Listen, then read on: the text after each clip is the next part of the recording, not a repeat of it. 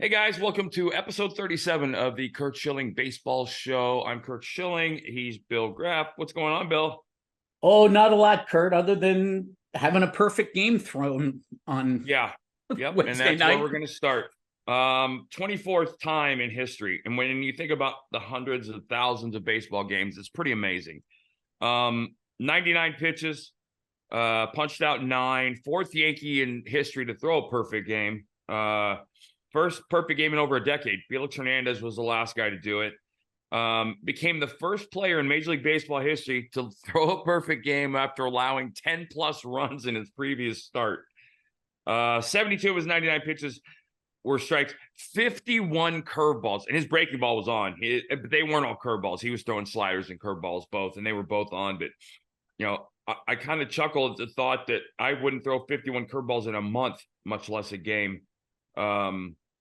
Averaged 92 and a half with his fastball, 17 changeups, and 1 sinker, which, again, don't go by those things. And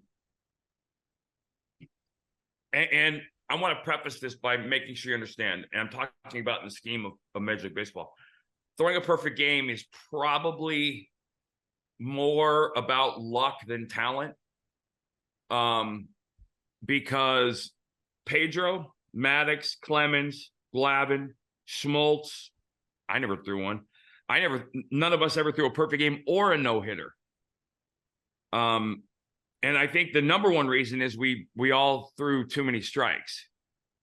You have to be effectively wild to throw a no-hitter. Not in a perfect game, but, you know, if you were going to build the perfect pitcher with stuff and mentality to have multiple no-hitters throughout his career, you'd build Nolan Ryan, who was always effectively wild, had dominating stuff. Verlander has thrown a couple, I think 2 or 3. But again, I'm talking in the context of the big leagues. Bud Smith threw a no-hitter.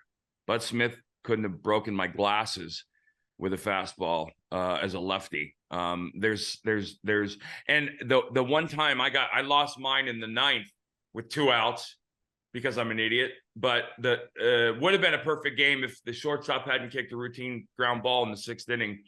But I punched out 4 that day. My stuff certainly wasn't dominating.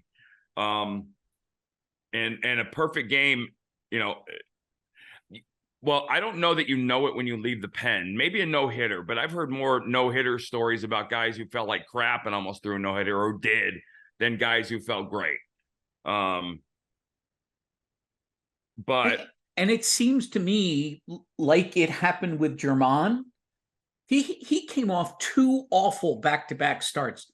2 starts back, he gave up 7 runs in 2 innings and got yanked. He gave up 10 runs the next time.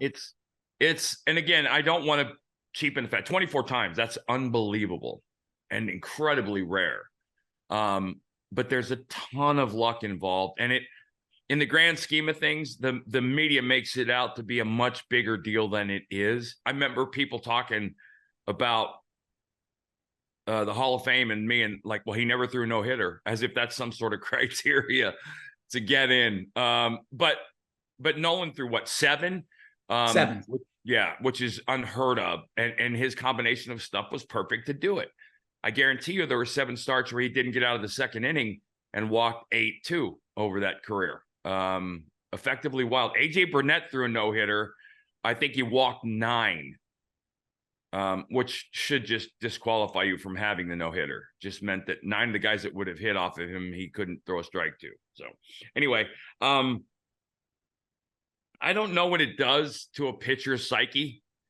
Certainly coming off back-to-back bad outings, I would imagine it'll help him going forward. I don't know that it turns a season around. This kid's pretty good, but he needs to find consistency because that can't be. You can't give 10 up on Monday and throw a perfect game on Saturday. Your teams need to be able – good starters, teams can plan around good starters. And by that, I mean – you know, going into a series, Garrett Cole's going opening night. So you know won't be a bullpen heavy night. And I can rest A and B because I know I got this guy going Wednesday and I might need bullpen help early. That's to me as much of a tool and an asset for consistently good pitchers as anything, is the ability to kind of manage around their starts and understand what you're getting before the game starts for the most part. So anyway, hope he does well. I mean, he's a good kid. It was, it was a dominating start there. The luck thing, I don't know. I saw some plays. Rizzo made a play. Donaldson made a play, which in games like that usually happens. But I remember, I think it's the greatest catch I've ever seen was Rick Burley. Mark Burley for the White Sox. Dwayne Wise, I think it was, made a catch over the wall in the 9th inning off Gabe Kapler. I think that's the most clutch catch in the history of clutch catches, because he ended up throwing the no-no.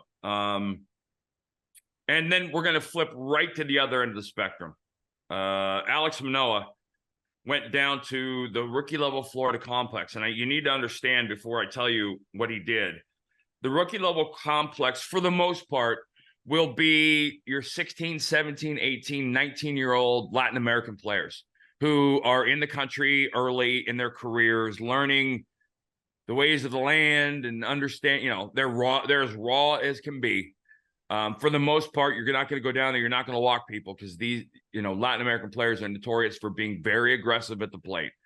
But it's where you might go. I remember Doc Holliday did the same thing with the Blue Jays early in the 2000s, because I had a long talk with him before he went down. So anyway, Manoah goes down. They're going to get him some work and kind of build his confidence up. Unfortunately, over two-thirds of his start, he gave up 10 hits, 2 home runs, 2 walks, and 11 runs. I don't 45, he's allowed 45 runs in 58 innings. That's adding in the rookie ball game. Last year, as a rookie, he was 9-2 with the 3.2. Last year, he gave up 55 runs in 196 innings and got Cy Young votes. This is a total start over project. This is the kind of guy I go down there and I say, you know what? Here's what's going to happen. You and I are just going to sit and talk, and everything that's come before today is irrelevant. None of it matters. None of it's going to be an impact going forward. We're going to build a new pitcher with your 4 pitches, 3 pitches, starting from the ground up. And then you just work for the next 20 or 30 minutes, just instilling a ton of confidence in him as he throws it. Because I guarantee his bullpens still look fine. But he's in that rabbit hole I was down once in my career, which is you're standing on the mound terrified to let go of the baseball, because everything you think is every pitch you think is going to be a double. It's a horribly lonely place to be. Now, we could find out, Bill, you remember Rick Ankiel and Sure. A couple different guys who went south. It turns out that Ankiel was hurt initially, and other stuff happened, but he could be hurt. I don't think he is, because in all of these scouting reports, you're not hearing about a loss of stuff. You're not hearing about, here's a guy who was 92 last year and he's 86 this year. None of those are, and those would be very prominent in the comments. So this is a guy, and for all you young athletes out there, you can't, and I say this in a very loving way, you can't comprehend the power of your mind. You can't begin to understand it, because it's a wisdom thing. You can't begin to understand it for the most part. There are rare exceptions. You can't begin to understand it because you haven't experienced the highs and lows of what it can do for you or against you.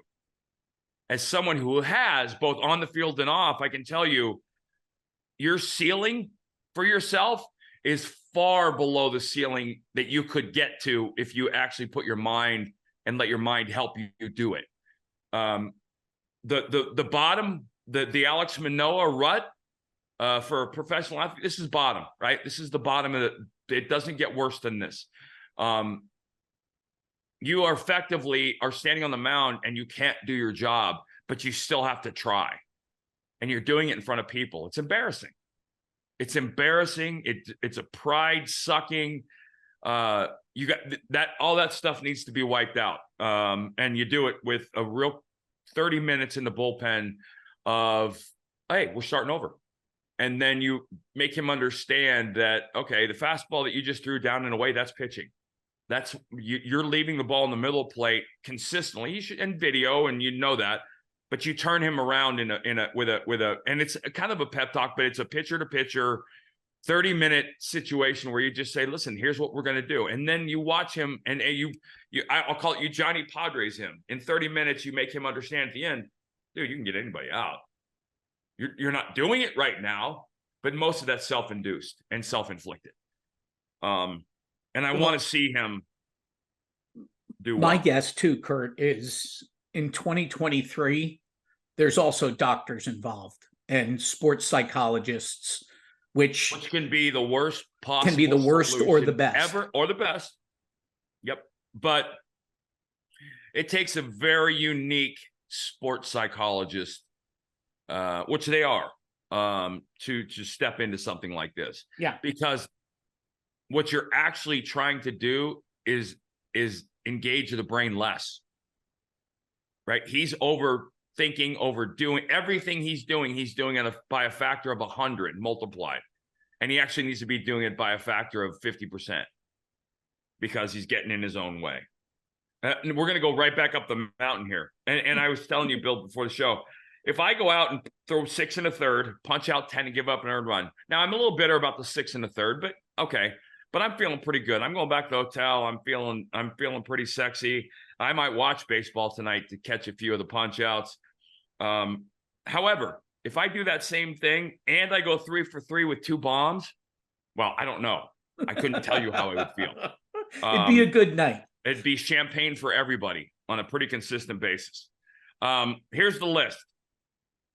Milt Pappas in 1961, Pedro Ramos in 1963, Rick Wise in 71, Madison Bumgarner in 17, and Zach Greinke in 19.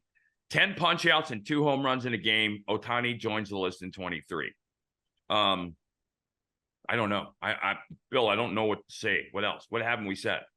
He is the most unique baseball player in our lifetime. He probably is the most unique baseball player in the history of the game. And this is a generation of people who are privileged to get to watch this.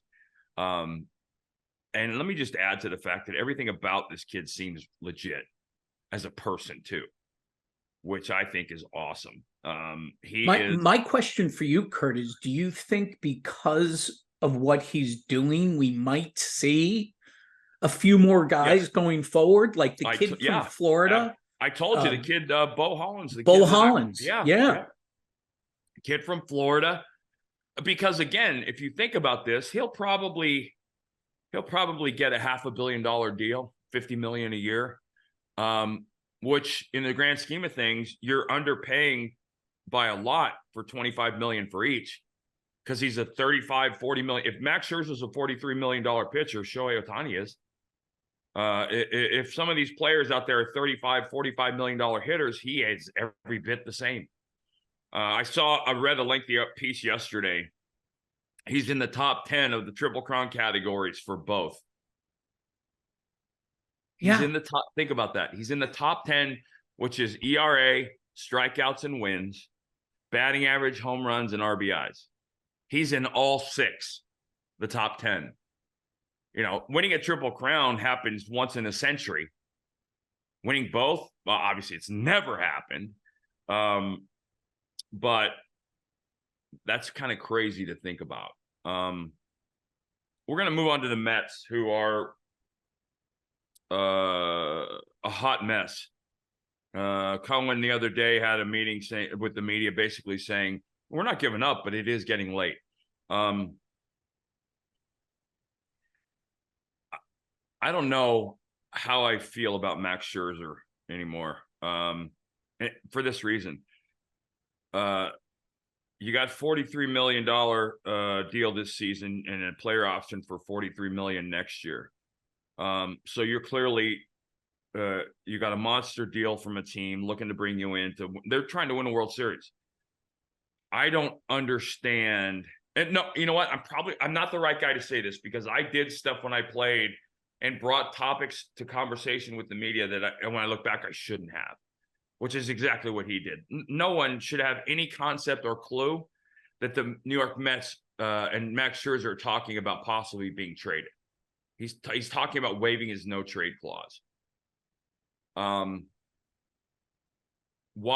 would you let that get out? Number one, because basically you're having a conversation with, and the 25 guys you're in the room with, you're basically saying, yeah, this sucks. And I might, under the right circumstances, let them deal me.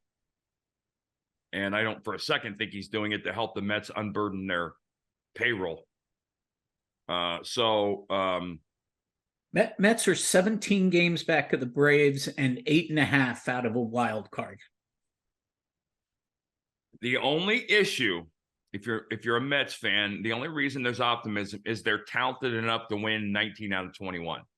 True. But Scherzer and Verlander both need to kick it in gear if that's going to happen. They're talented enough to do that. And I saw some comments around Buck Showalter. It's got nothing to do with the manager. Nothing. You can only write, and I know he's a guy who is sleeping probably 20 to 40 minutes a day, trying to find every possible fix and solution. So could I see Scherzer being traded? Yeah, absolutely. And I'm not sure how eager I would be to have him on my team if that's the conversation he wants to have around their struggles. Pretty amazing stats here real quick. The Nats have not swept a series in their last 90 series. That's right around 270 games. They have not swept a series. Now, there's a lot of 2-game series mixed in there, probably many more than 4-game series, but that is the longest streak in history, in Major League Baseball history, after the Philadelphia Athletics from 1914 to 1917 did 89 straight series. So, yeah, they suck. I found the stat I found about Washington that blew my mind this year. They're 13-27 at home. You can't. Yeah, it's kind of like Oakland, and yeah, when you suck, you suck. Yeah, you just suck. It doesn't matter whose field you're playing on, you suck. And in the conversation of maybe some of the better players in the history of the game, Ronald Acuña Jr. reached his 50 RBIs with a home run in Tuesday's game this week against the Twins. He joins Joe Morgan as again, and I say this almost every show, when you're talking about something in forever or one of 2 guys ever, you're talking about a sport that's over a century old. So you're talking about something that is dramatic. And this is not a made up kind of stat in the sense that he joins Joe Morgan as the only players in history to have 50 runs batted in and 35 stolen bases before July, since RBI became an official stat in 1920. Now, we're seeing an upsurge in stolen bases, as we knew we would. RBIs are much dependent upon the lineup you're hitting, where you're hitting, and the lineup that's around you. But still, you're talking 103 years. 2 guys have done it. So, and for the kids out there watching, Curt, Joe Morgan was the best second baseman of his era by far. Joe Morgan was a Bill James idol long before sabermetrics was a thing. He was an MVP second baseman who had power, had speed, could play, had the cool little elbow tick too. Just a horrible commentator, I think, but Hall of Fame player. And one of the best ever. So that's rarefied company. All right. So I don't know if this was a suggestion, but I actually really liked it. You kind of brought up greatest players ever, and somebody tweeted me, what about of his teammates? So Right. That's where we started this. So I'm going to give you my all-time lineup.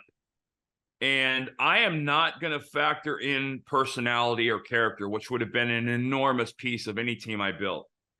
But I went down here and did this lineup, and I played with some pretty good players, man. And again, I'm not because if I'm factoring in character, Darren Dalton's my catcher all day. But if I'm factoring in the most physically talented players, then it's a little different conversation. So starting behind the plate is for me is Benito Santiago. And I'm taking all these guys in their prime, right? Probably Veritek, Dalton, a close second, but Santiago's my catcher. Now, think about this. My first baseman is Jeff Bagwell. My 1A is Eddie Murray. Right? So my first baseman either way is a Hall of Famer. My second baseman, I had a lot of great ones, but my second baseman is a Hall of Famer. Craig Biggio is my second baseman. So I've got 2 Hall of Famers out of my first 3 picks. My shortstop, I don't know if you know this guy. He played in the 80s and 90s. Cal Ripken Jr. Will be my shortstop. How about my left side of my infield? It's Cal Ripken, and on his right is Scott Rowland at third base. And I had a lot of other good, Matt Williams. I had some other really good third base candidates. But Rowland, and I'm kind of digging my outfield a little bit. In left is Manny. Well, before you get out of the infield, Curt, not only were they unbelievable at the plate, how many gold gloves are there in that? Right. Bagwell, Biggio, Ripken, and Rowland is my infield. How many gold gloves are there? Suck it. And out to the outfield, Manny in left. That's probably in this lineup. He's hitting third, but just barely. In center, Steve Finley. I still think one of the more underrated, and I say that, but Kenny Lofton is a close second. I played with Kenny in AAA, but Kenny's a legitimate, one of the most embarrassing Hall of Fame ballots in history that he was off of it after one. Finley with Lofton there, and again, there's going to be other guy. Brady Anderson was a great center fielder. I'm gonna jump the shark here in right field. I'm gonna go with Jim Eisenreich, who was a supremely talented player, and with a close runner-up in Trot Nixon and Reggie Sanders are right there. Danny Batista could have been in that mix, I think, if he'd been an everyday player. But I'm gonna go with Izzy. And who's my DH? Poppy. Yeah, Poppy. So think about this lineup. Benito Santiago, Jeff Bagwell, Craig Biggio, Cal Ripken, Scott Rowland, Manny Ramirez, Steve Finley, Jim Eisenreich, David Ortiz. Yeah, I'm winning. You're winning a lot. And a lot. There ain't going to be a lot of balls falling in the outfield or rolling through the infield. No. And nobody's stealing bases on me. Nobody. But it was kind of cool to do that because, and I know I left names off. And like I said, I went pure physical ability. But it was kind of cool to think that on my teammate list is 1, 2, 3, 4, counting backup guys. 1, 2, 3, 4, 5, 6, 7. 7 Hall of Famers, 6 who are in, Manny, 7. 7 Hall of Famers in my starting 9. Yeah, and by the way, I'm actually, you know what? I'm going to make a change. I just thought of this. My center fielder is Dale Murphy. I played with Murph for a year. He was in Philadelphia. Murph in his prime, MVP. Yeah, Dale Murphy's my center fielder. So he kicks Finley down a notch. But like Dale Murphy, who should be in the Hall of Fame as well. I unfortunately got the tail end of Murph's career, but we've been lifelong friends and one of the greatest human beings I've ever known. Wow, Dale, and I guarantee you there's other names like that I've thought about and totally, because I had Luis Gonzalez in left in Arizona. Greg Jeff, I had a ton of guys in and out of Philly, one-time guys, Ron Gant, but different guys. So yeah. And I had a lot of good second basemen too. So there it is. Santiago. How many runs a game does that lineup score? Like even that's ridiculous. Yeah, I have an undefeated season, I think, if I pitch in front. Yeah, I got Santiago with Veritek on the bench, Bagwell and Murray at first. So Eddie Murray, the switch hitting Hall of Famers coming off the bench as a bat in the late innings. Biggio, Ripken, Rowland, Manny. I got Finley and Lofton as pinch runner, pinch hitters with Murph in center. Eisenreich. With Reggie Sanders, Trot, and then Ortiz DHing. Yeah. I'm kicking your ass all day long. All day long. Hey guys, listen up. Tuesday, July 4th, we are going to be playing the first half of the Peter Gammons interview. I don't know what to say about it. Bill, Well, I'll say it. For baseball fans, it's two men who have lived the baseball life, but also love the game. And that love of the game comes through during the entire conversation. I really enjoyed the conversation. So we're going to, next week, I'm out of town running and doing stuff. So we're going to run the Peter Gammons interview, I believe, Tuesday and Friday, 2 parts. And then I'll be back the following week. But you can remember, guys, the podcast can now be found anywhere you get your podcast. Spotify, Apple, any place you get your podcast. We're everywhere. OutKick.com. You can find it on that website, our website as well. Spotify, like I said, anywhere you find your podcast, you can find the Curt Schilling Baseball Show. Spread the word. Bill, you have a wonderful July 4th weekend. And now that I have a son who's a United States Marine, the holiday takes an even cooler meaning for me. So that's excellent. Have a great weekend, brother.